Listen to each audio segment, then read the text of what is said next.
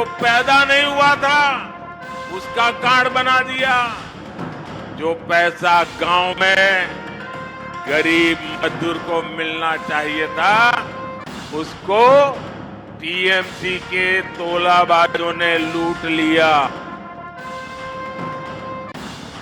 यहाँ पुलिस नहीं बल्कि अपराधी तय करते हैं कि उन्हें कब सरेंडर करना है, कब गिरफ्तार होना है। राज्य इस समय पश्चिम बंगाल के लिए भी अभूतपूर्व बदलाव का है, लेकिन इसके लिए आपको शुरुआत इसी लोकसभा चुनाव से करनी होगी। करेंगे करेंगे करेंगे। बांग्लार विकास होबे तबे देशार विकास होबे। इसलिए इस बार 42 की 42 सीटों पर कमल खिलना चाहिए। সুদীপ বন্দ্যোপাধ্যায় ৭৮ বছর বয়স, গ্রেফতারের আগে কালো চুল, গ্রেফতারের পর সাদা।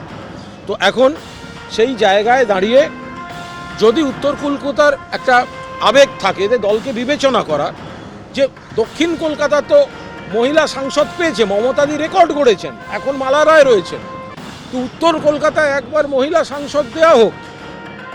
করছেন যা কিন্তু দল বিরোধীর সামিল, কি বলবেন? বেশ করছি, দল যা পারে করবে।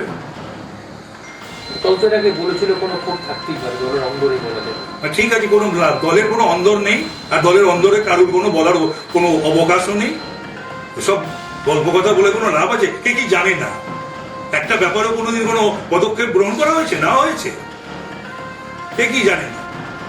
এই রাজ্যের এত উন্নয়ন হয়েছে, আবার তো সুদীপ বন্দ্যোপাধ্যায় নির্বাচনে দাঁড়ালে উত্তর কলকাতা থেকে যদি যেতেন, তখন আপনার রাজনৈতিক ভবিষ্যৎ কি হবে? আমার রাজনৈতিক ভবিষ্যৎ নিয়ে কাউকে চিন্তা করতে হবে না।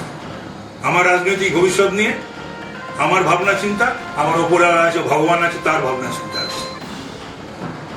সুদীপ বন্দ্যোপাধ্যায় কি এবারে নির্বাচনে যদি দল তাকে টিকিট দেয় তিনি জিতবেন? প্রবলেম আছে, খুব সমস্যা।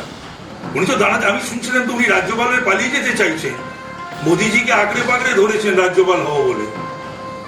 তারপরে বুঝবে তার কারণ এটা ঘটনা যে সুদীপ বন্দ্যোপাধ্যায় জনগণের নয়, কর্মীদের নয়, দলের নয়, মমতা বন্দ্যোপাধ্যায় নয়, উনি নিজের এবং ওর স্ত্রী। এইটা ভেবে এবার উত্তর কলকাতার মানুষ কাজ করবে।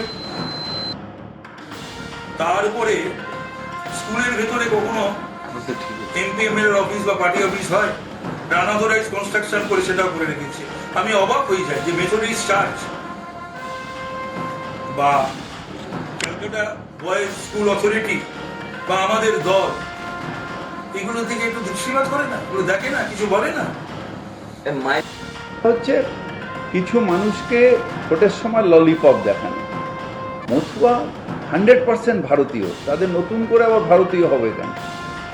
কেয়া নাকি না, মানে এনআরসি এগুলো হচ্ছে এই এ দেখানো, ললিপপ দেখানো পুজো সময়।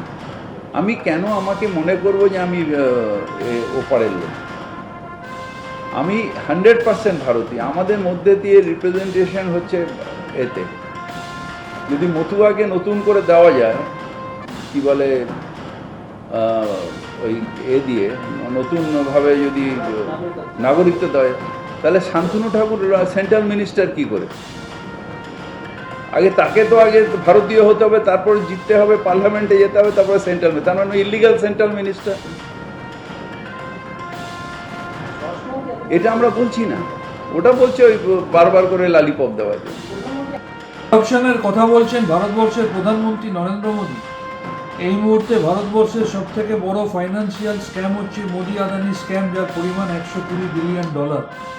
নরেন্দ্র মোদীর বন্ধু নীরব মোদী, ললিত মোদী, মেহুল চোস্কিরা হাজার হাজার কোটি টাকা চুরি করে দেশ থেকে পালিয়ে গেছে। আর তিনি আজকে যার সাথে মঞ্চ শেয়ার করছেন, সেই লোডশেডিংয়ে জেতা বিরোধী দলনেতা শুভেন্দু অধিকারী, সারা পৃথিবীর লোক তাকে প্রকাশ্যে টিভি ক্যামেরায় টাকা নিতে দেখেছে। তার বিরুদ্ধে সিবিআইয়ের এফআইআর নাম আছে তার, তার এগেনস্টে আলাদা 20টা এফআইআর আছে। প্রধানমন্ত্রীর কি হিম্মত হবে?